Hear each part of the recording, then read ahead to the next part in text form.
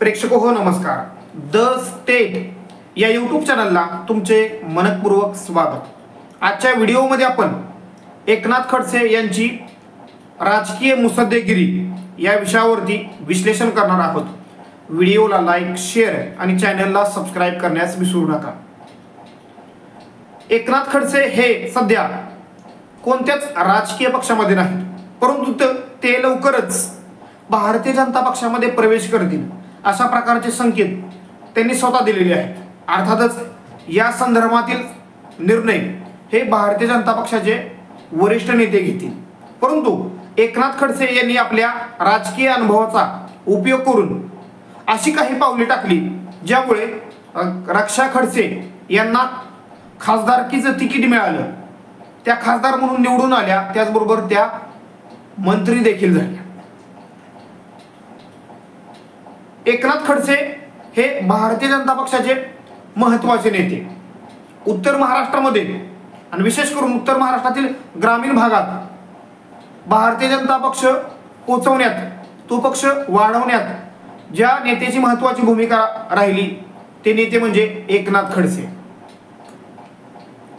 एकनाथ खडसे हे विधानसभेचे विरोधी पक्षनेते म्हणून त्यांनी काम केलेलं आहे. त्याचबरोबर देवेंद्र फडणवीस यांच्या सरकारमध्ये ते कॅबिनेट मंत्री सुद्धा राहिलेले आहेत. परंतु 2014 मध्ये भारतीय जनता पक्षाचं सरकार महाराष्ट्रामध्ये सत्तेवरती आलं. देवेंद्र फडणवीस मुख्यमंत्री झाले. खरं तर मुख्यमंत्री पदाच्या शर्यतीमध्ये एकनाथ खडसे यांचंही नाव होतं. अर्थातच 2014 नंतरनं एकनाथ खडसे यांचा राजकीय प्रभाव हळूहळू कमी झाला. भारतीय जनता पक्षामध्ये देवेंद्र फडणवीस विरुद्ध एकनाथ खडसे असा अंतर्गत संघर्ष संपूर्ण महाराष्ट्राने पाहिला. या संघर्षाला कंटाळूनच खरं तर एकनाथ खडसे यांनी राष्ट्रवादी काँग्रेस पक्षामध्ये प्रवेश केला. एकनाथ खडसे यांचं राजकीय महत्त्व ओळखून शरद पवार यांनी त्यांना विधान परिषदेची आमदारकी दिली आणि त्यांचं राजकीय पुनर्वसन केलं. एकनाथ खडसे यांनी ज्यावेळी राष्ट्रवादी काँग्रेस पक्षामध्ये प्रवेश केला त्यावेळी त्यांच्याबरोबर त्यांची मुलगी रोहिणी खडसे यांनी देखील राष्ट्रवादी काँग्रेस पक्षामध्ये प्रवेश केला. रोहिणी खडसे यांना शरद पवार यांनी राष्ट्रवादी काँग्रेस पक्षाच्या महिला संघटनेचं अध्यक्षपद दिले. एकनाथ खडसे यांच्या सुनबाई रक्षा खडसे मात्र भारतीय जनता पक्षामध्ये राहिल्या. रक्षा खडसे या भारतीय जनता पक्षाच्या खासदार होत्या. गेल्या 2-3 महिन्यामध्ये एकनाथ खडसे यांनी आपल्या राजकीय अनुभवाचा उपयोग करून अशी राजकीय पावले टाकली किंवा अशा राजकीय चाली खेळल्या ज्यामुळे एकनाथ खडसे यांचं राजकीय महत्त्व हे पुन्हा एकदा खरं तर आपल्याला दिसून आलेलं आहे. एकनाथ खडसे यांनी राष्ट्रवादी काँग्रेस पक्षामध्ये असताना एक घोषणा केली की रावेर लोकसभा मतदारसंघामधून ते निवडणूक लढवू इच्छितात.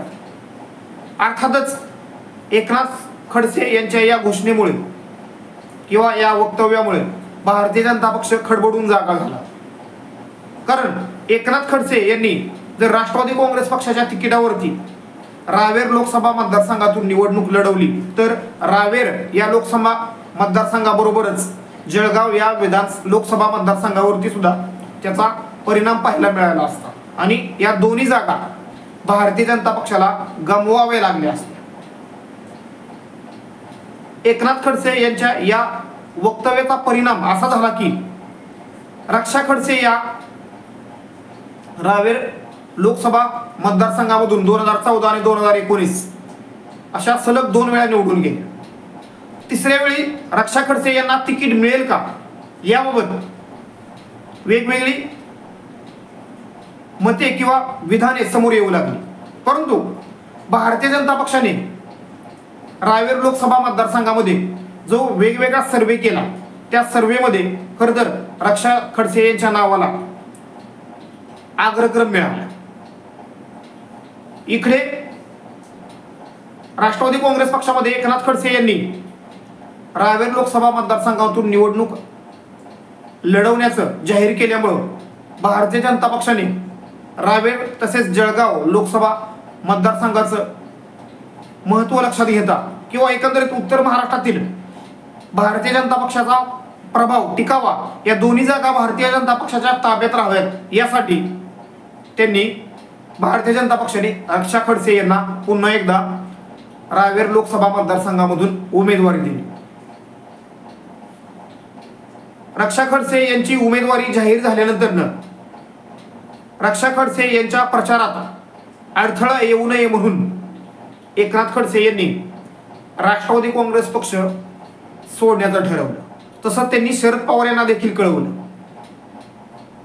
अर्थातच एकनाथ खडसे यांनी असं सांगितलं की त्यांचा प्रवेश हा भारतीय जनता पक्षामध्ये लवकरच होईल आणि त्यांच्या प्रवेशासंदर्भामध्ये भारतीय जनता पक्षाचे वरिष्ठ नेते निर्णय घेतील.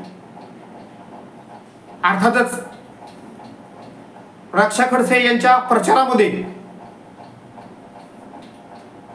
एकनाथ खडसे हे भारतीय जनता पक्षाच्या व्यासपीठावरती उपस्थित राहिले नाही, परंतु त्यांनी रक्षा खडसे यांच्यासाठी प्रचार केला आणि त्याचा फायदा रक्षा खडसे यांना झाला. रक्षा खडसे या सलग तिसऱ्यांदा खासदार म्हणून निवडून आले.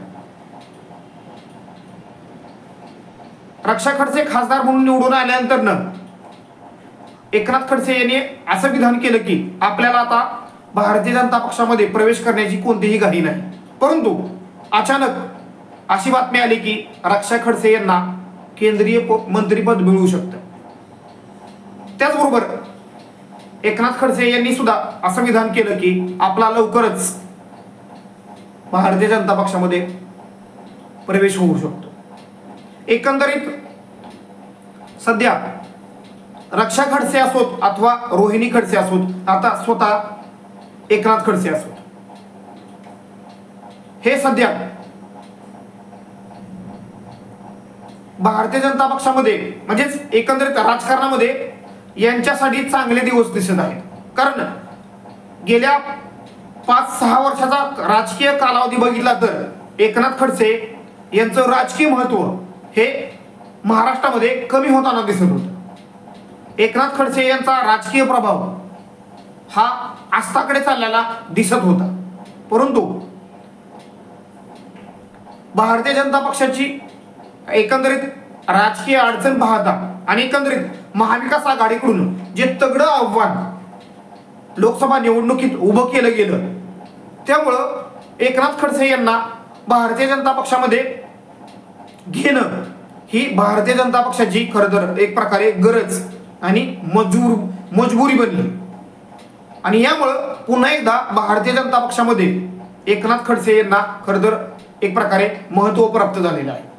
अजून जरी एकनाथ खडसे यांचा भारतीय जनता पक्षामध्ये प्रवेश झाला नसला तरी सुद्धा एकनाथ खडसे यांनी आपल्या खेळीने, आपल्या मुसद्देगिरीने रक्षा खडसे यांना तिसऱ्यांदा भारतीय जनता पक्षाचं तिकीट मिळवून दिलं आणि त्याचबरोबर त्यांना केंद्रात राज्यमंत्रीपदही मिळालं.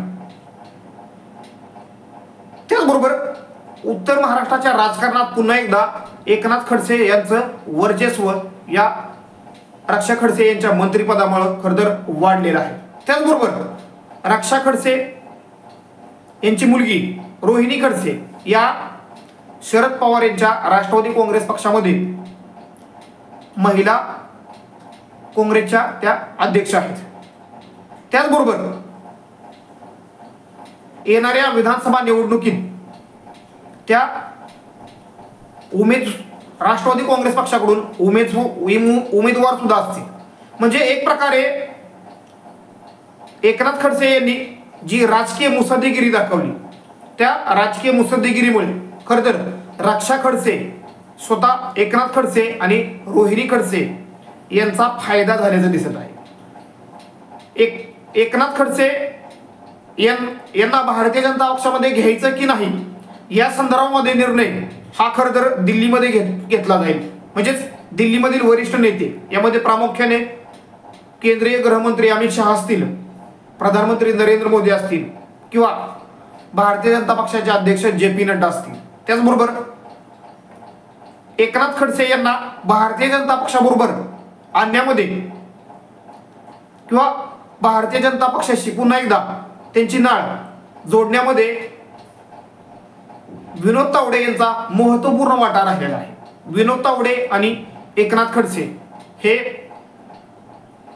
एकमेकांचे सहकारी राहिलेले आहेत. विधिमंडळामध्ये एकनाथ खडसे आणि विनोद तावडे यांनी विरोधी पक्षनेता म्हणून उत्कृष्ट काम केलेलं आहे. त्याचबरोबर देवेंद्र फडणवीस यांच्या सरकारमध्ये हे दोन्ही नेते खरं तर मंत्री राहिलेले आहेत. एकनाथ खडसे हे उत्तर महाराष्ट्रातील प्रमुख ओबीसी नेते म्हणून ओळखले जातात आणि एकंदरीत रावेर लोकसभा मतदारसंघामध्ये लेवा पाटील समाजाची मते मोठ्या प्रमाणामध्ये आहेत आणि एकंदरीत एकनाथ खडसे हे लेवा पाटील समाजाचे नेते म्हणून ओळखले जातात. जर एकनाथ खडसे हे राष्ट्रवादी काँग्रेस पक्षाकडून त्यांनी रावेर लोकसभा मतदारसंघाची निवडणूक लढली असती तर अर्थातच त्या निवडणुकीत एकनाथ खडसे हे विजयी सुद्धा होऊ शकले असते आणि त्याचा परिणाम जळगाव लोकसभा मतदारसंघावरती सुद्धा झाला असता. एकंदरीत एकनाथ खडसे यांचं एक प्रकारे खरं तर राजकीय पुनर्वसन आपल्याला भारतीय जनता पक्षामध्ये झाल्याचं दिसत आहे. कारण एकनाथ खडसे यांच्या मुत्सद्देगिरीमुळेच खरं तर रक्षा खडसे यांना तिसऱ्यांदा खासदारकी, त्याचबरोबर केंद्रात मंत्रिपद, त्याचबरोबर एकनाथ खडसे यांची मुलगी रोहिणी खडसे यांना सुद्धा राष्ट्रवादी काँग्रेस पक्षामध्ये चांगलं पद मिळालेलं आहे. त्याचबरोबर एकनाथ खडसे यांच्याकडं राष्ट्रवादी काँग्रेस पक्षाची आमदारकी आहे, ती आमदारकी शरद पवार यांनी काढून घेतलेली नाही. त्यामुळे अर्थातच एकनाथ खडसे हे सध्या विधान परिषदेचे आमदार आहेत.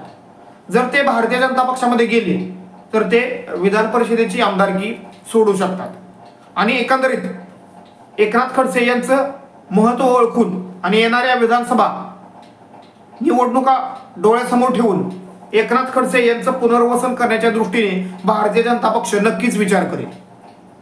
कारण एकनाथ खडसे हे भारतीय जनता पक्षाचे जुने जाणते नेते आहेत. जर एकनाथ खडसे यांचं राजकीय पुनर्वसन चांगल्या पद्धतीनं झालं तर एकंदरीत भारतीय जनता पक्षाचे जे निष्ठावान नेते मंडळी आहेत, जे जुने जाणते नेते आहेत, त्यांच्यामध्ये एक प्रकारचा चांगला मेसेज सुद्धा यामुळं जाऊ शकतो. म्हणजे एक प्रकारे एकनाथ खडसे यांनी आपल्या राजकीय अनुभवाच्या जोरावरती खरं तर आपलं राजकीय महत्त्व पुन्हा एकदा मिळवलेलं आहे आणि एकंदरीत एकनाथ खडसे यांच्या भारतीय जनता पक्षाशी जवळीक वाढल्यामुळं त्यांचे प्रतिस्पर्धी किंवा त्यांचे भाजपमधील विरोधक यामध्ये प्रामुख्याने गिरीश महाजन असतील, त्याचबरोबर देवेंद्र फडणवीस असतील, यांच्या अडचणी मात्र यामुळं वाढू शकतील. त्यामुळे एकंदरीत आपण असं म्हणू शकतो की एकनाथ खडसे यांनी आपल्या राजकीय मुत्सद्देगिरीने आणि एकंदरीत राजकीय चातुर्याने, राजकीय अनुभवाने आपलं राजकीय महत्त्व हे पुन्हा एकदा मिळवलेलं आहे आणि एकंदरीत येणाऱ्या विधानसभा निवडणुका असोत अथवा येणाऱ्या स्थानिक स्वराज्य संस्थांच्या निवडणुका असोत, उत्तर महाराष्ट्राच्या राजकारणात एकनाथ खडसे यांची भूमिका अत्यंत महत्त्वाची असेल, हे मात्र नक्की. धन्यवाद. व्हिडिओला लाईक, शेअर आणि चॅनलला सबस्क्राईब करण्यास विसरू नका.